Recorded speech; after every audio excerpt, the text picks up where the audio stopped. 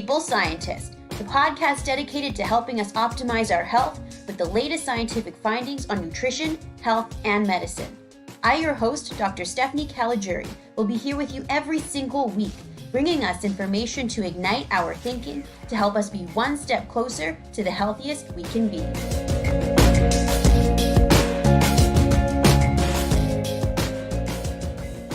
Hello, my People Scientist Army, and welcome back for another episode on the People Scientist Podcast, where every week I arm you with some scientific knowledge so you can lead the healthy life you want to live.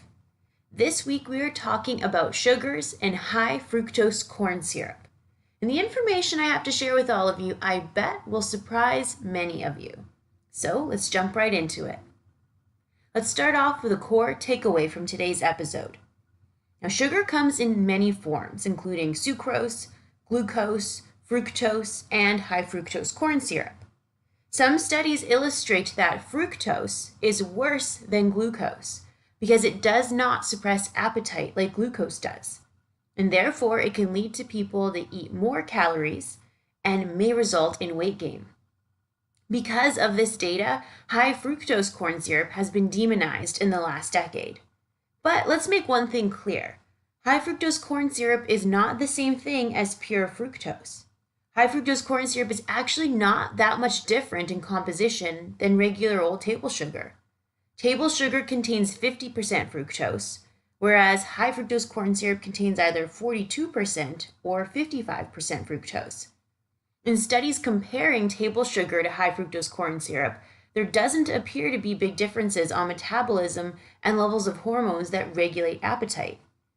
But due to the versatility of high fructose corn syrup to be easily added to foods, high fructose corn syrup is more likely to be hidden in many quote-unquote healthy foods. So in the end, look at your food ingredients and choose foods that are low in sugars of all kinds, including high fructose corn syrup. Now with that message, let's jump into the details. Here's a little bit of background on sugars in our diet. Table sugar is sucrose, which is comprised of 50% glucose and 50% fructose.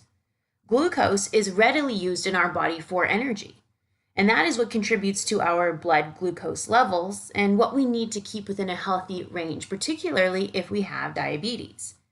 Fructose is thought to be called fructose because it is a fruit sugar. But this can be a bit misleading because fruits contain a combination of both glucose and fructose. Glucose and fructose both act differently in our body. They are absorbed differently, are metabolized a bit differently, and can have different effects on our hormones that regulate our feelings of fullness and hunger. Sun and Empey in 2012 reviewed the metabolism of sugars in the body. They concluded that fructose itself is retained more by the liver, and glucose is used in the body for energy more readily. Fructose elicits less of an insulin response than glucose.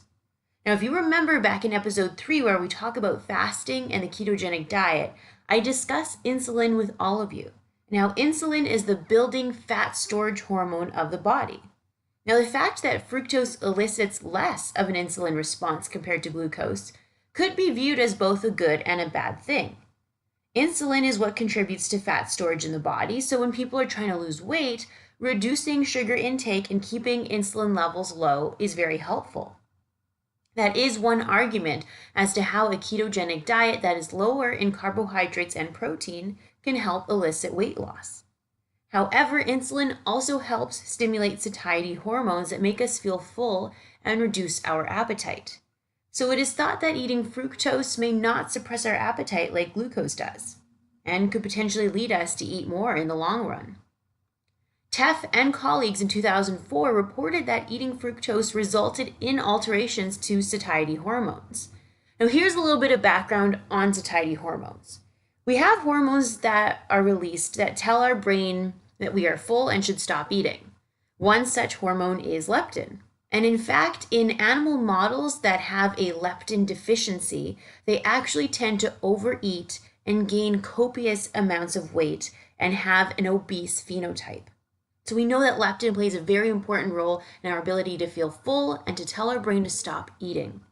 We also have hunger hormones such as ghrelin that tell our brain we are hungry and that we need to eat. Teff and colleagues observed that fructose results in less leptin in the blood and more ghrelin in the hours following the intake of fructose versus drinking a drink sweetened with glucose. This means that drinking fructose may lead to less satiety and feeling more hungry. They also noted that fructose caused a rise in triglyceride levels, those circulating fats in our blood. I mentioned this in previous episodes, and that is why refined carbohydrates and fructose can increase our risk of heart disease. It is thought that if we have more circulating fats or triglycerides in our blood, then we are at a higher risk of heart attack and stroke. Now, because I am a neuroscientist, I always have to bring the brain into our topics that we discuss. So Purnell and colleagues published some functional MRI data when people were infused with glucose or fructose to understand which brain regions are recruited with these different sugars. Now, they looked at the bold signal. Now, bold signal is an indication of blood flow or recruitment of a particular brain region. The scientists noted that the bold signal in the cortical control areas of the brain increased during glucose infusion, corresponding with the increased plasma glucose and insulin levels. In contrast, the bold signal decreased in the cortical control areas of the brain during fructose infusion, corresponding with increases of plasma fructose and lactate. So the effects on the brain of glucose and fructose were actually opposite. Glucose and fructose did not significantly alter the bold signal of the hypothalamus, which was surprising because the hypothalamus is an important brain region regulating food intake and appetite. So it appears that these two sugars may not differentially impact the effect on the hypothalamus part of the brain, but they do indeed impact the cortical control areas of the brain.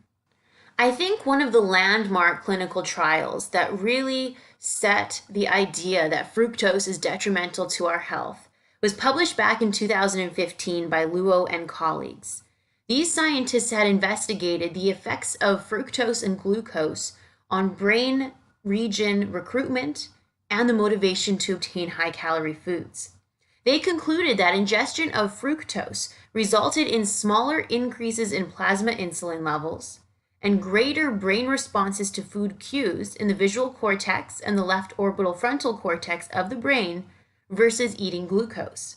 Ingestion of fructose also led to greater hunger and desire for food, and a greater willingness to give up long-term money rewards in order to obtain immediate high-calorie foods. Now, these results were quite shocking. What these conclusions mean is that eating fructose appeared to activate brain regions that respond to food more strongly than when people ate glucose. In addition, when people ate fructose, they were far more motivated to obtain high-calorie foods, even if that meant losing money. So perhaps fructose plays on the brain in a way that predisposes us to eat more. This data, I think, is really what started to fuel the demonization of fructose in our diet. But beyond that impact on our brain and the motivation to obtain food, there are other reports about the detrimental effects of fructose. A report by Aragno in 2017 illustrated that fructose is more likely to generate advanced glycation end products than glucose alone. I've mentioned advanced glycation end products in previous episodes and how they can increase the risk of heart disease and even cancer. So I do think that there is an abundance of clinical data to support that fructose acts differently on the brain and may increase appetite versus glucose. But I do want to make one clear distinction, and that is pure fructose, as studied in these clinical trials, is not the same thing as high fructose corn syrup. So let's talk about high fructose corn syrup now. John S. White has written several great articles on high fructose corn syrup, and their papers will serve as the reference for some of the evidence I'm about to share. So why did high fructose corn syrup come into the food market in the first place? Well, sugar cane is traditionally grown in countries that are near the equator, and some of these countries at the time were suffering from both political and climatic instabilities. So as a result, the availability and price of sugar for the United States fluctuated wildly. So American food producers wanted a source of sugar that was more steadily available. Well, corn is grown very well and vastly in the United States, and corn also happens to be very rich in carbohydrates and sugars. So the onset of producing cornstarch and corn syrup happened. And corn syrup also happens to be better easily incorporated into beverages and foods than sugars. It's more versatile than table sugar for food production. Now, the thing is, corn syrup itself is made up of 100% glucose, but glucose is not as sweet as fructose. So food producers wanted to convert some of the glucose to fructose in the corn syrup to make it sweeter so that they wouldn't have to use as much of the corn syrup, which they thought was a good thing. If they use less corn syrup, then that means they save money, and that also means that there's less calories in the food item. So because they convert some of the glucose to fructose, they named it high fructose corn syrup. But in truth, high fructose corn syrup is not necessarily higher in fructose than regular old table sugar. Table sugar, or sucrose, consists of 50% glucose and 50% fructose, as I mentioned earlier. Now, the most common forms of high fructose corn syrup contain either 42% or 55% fructose, and these are referred to in the food industry as high fructose corn syrup 42 and high fructose corn syrup 55. Now, high fructose corn syrup 42 is mainly used in cereals, baked goods, and some beverages. High fructose corn syrup 55 is used primarily in soft drinks. Now, the primary difference between table sugar and the common forms of high fructose corn syrup are that high fructose corn syrup contains water. In high fructose corn syrup, the glucose and the fructose are in the free form, whereas in table sugar, glucose and fructose are bound by a chemical link that the stomach enzymes can very easily cleave. So I think the fear of high fructose corn syrup was really clouded by the clinical data looking at pure fructose. And by association, the name high fructose corn syrup became associated with the detrimental results of pure fructose. But in truth, according to the data, table sugar and high fructose corn syrup appear to be equally bad. They're not really that different from each other. Melanson in 2007 compared consuming high fructose corn syrup to table sugar, which in my opinion is really the best comparison to make, as we do not typically consume pure fructose. So in this clinical trial, 30 women without diabetes and of normal weight were asked to consume a beverage sweetened with sucrose, which is table sugar, or to consume a beverage sweetened with high fructose corn syrup. The scientists then measured many parameters in their blood for the hours to follow. The scientists noted that there were no differences for blood glucose, insulin, or those satiety hormones leptin and ghrelin, and no differences in the amount of calories or macronutrients that they ate the following day. If anything, the participants' desire to eat was greater in the sucrose intervention 2 days following the sucrose intake. So there really doesn't appear to be much of a difference between high fructose corn syrup and table sugar. But the thing about high fructose corn syrup that may be worse than regular table sugar is that high fructose corn syrup is more versatile and is very easily incorporated into foods, and is therefore more likely to be hidden in quote-unquote healthy foods. Now, high fructose corn syrup can commonly be found in salad dressings, whole grain bread, yogurts, granola bars, TV dinners, canned fruit, breakfast cereal, and energy drinks, and of course, sodas. In truth, I think this is what makes high fructose corn syrup more dangerous than regular sugar, because it is more easily incorporated into quote-unquote healthy foods. But when it comes down to it, sugar, no matter which form they are in, do not provide our body any benefits other than a quick source of energy that is only useful in very particular situations, such as in marathon runners, for example. Sugar in every form can have a detrimental effect on our health. Ludwig in 2001 showed that sugar-sweetened beverages were associated with childhood obesity. In 2002, Michaud illustrated that high refined carbohydrate intake was associated with pancreatic cancer in women. Huang in 2014 showed that one serving of sugar-sweetened beverages increased heart disease risk by 16%. Leung in 2014 showed that sugar-sweetened beverages shortened our telomeres, which is an indication of our cells aging. So sugars may increase the speed at which our body ages. Aragno in 2017 reviewed that high intakes of sugar produce advanced glycation end products, which are implicated in many diseases such as heart disease, cancer, and dementia. And the list of the detrimental effects of sugar on our health goes on. Particularly, sugars are known to increase body weight and the risk for obesity. And I want to bring you back to episode 3 where I talk about intermittent fasting and the ketogenic diet. In that episode, I discussed with all of you that insulin is our building and fat storage hormone. Now, 2 things are known to stimulate insulin. One is carbohydrates such as sugars, and the other is protein. Now, sugars stimulate insulin to the greatest magnitude. And storage of fat in our body will happen when we have high insulin levels. So if we want to lose fat, we need to lower our insulin levels. And this means reducing sugars in any form. In my opinion, based on the scientific literature, table sugar is just as bad as high fructose corn syrup, and both should be eliminated from the diet. But unfortunately, sugars are so widespread in our food supply. Back in 2008, Wang concluded that children and adolescents today derive 10 to 15% of their calories from sugar-sweetened beverages and fruit juices, and the amount of sugar that they consume continues to climb as the years go on. The Committee on Nutrition in 2001 published that juice should not be introduced into the diet of infants before 6 months of age, that infants should not be given juice from bottles or easily transportable covered cups that allow them to consume juice easily throughout the day, and it should not be provided to them at bedtime.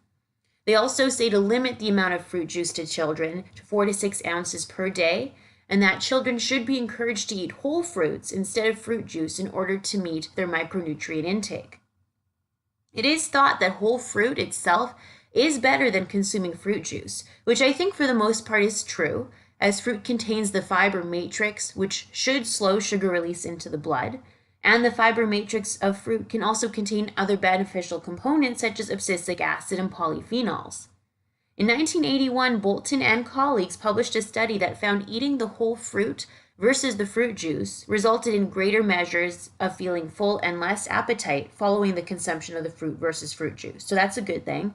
However, in the same study, they concluded that eating grapes elicited a larger blood insulin response than grape juice itself. So the idea that fruits are better than fruit juice for blood sugar and insulin levels may not always be true. Remember that fruits do contain sugar, and eating a lot of fruit still contributes to our sugar intake, because in the end, sugar is still sugar. My personal preference is to put focus on eating vegetables rather than fruit, as vegetables have many of the same nutrients as fruits, but are far lower in sugar. So that is a wrap on this week's episode of the People Scientist podcast. In brief summary, I think high fructose corn syrup was wrongfully demonized because of the clinical data coming out on pure fructose and the fact that pure fructose is not as satiating as glucose. However, the effects of high fructose corn syrup appear to be similar to table sugar, and in my opinion, both are equally bad. So please don't think that if you drink a soda that is sweetened with sugar, that you're doing a good thing instead of drinking a soda with high fructose corn syrup, because both are bad. The one thing that is worse about high fructose corn syrup is the fact that it is easily hidden in foods that are thought to be healthy, such as yogurts, whole grain bread, and salad dressings. So please do look at your ingredient lists of the foods you buy and try to choose food items that do not contain any form of sugar. And that includes sucrose, fructose, glucose, corn syrup, or high fructose corn syrup. Or the next best option is to choose a food item that has these sugars listed much lower in the ingredient list, as opposed to being one of the first few ingredients, because that will mean that there's less of that ingredient.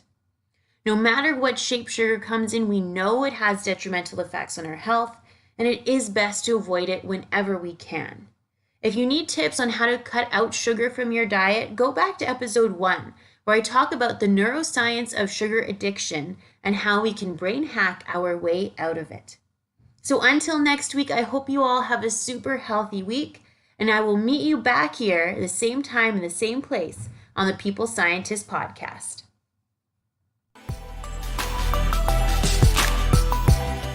I am a scientist simply sharing scientific evidence. Some of the clinical interventions I discuss are not appropriate for everyone. Before making any changes to your diet or lifestyle, please do consult the advice of your physician or dietitian. My opinions expressed here do not necessarily reflect those of Mount Sinai Hospital and its affiliates.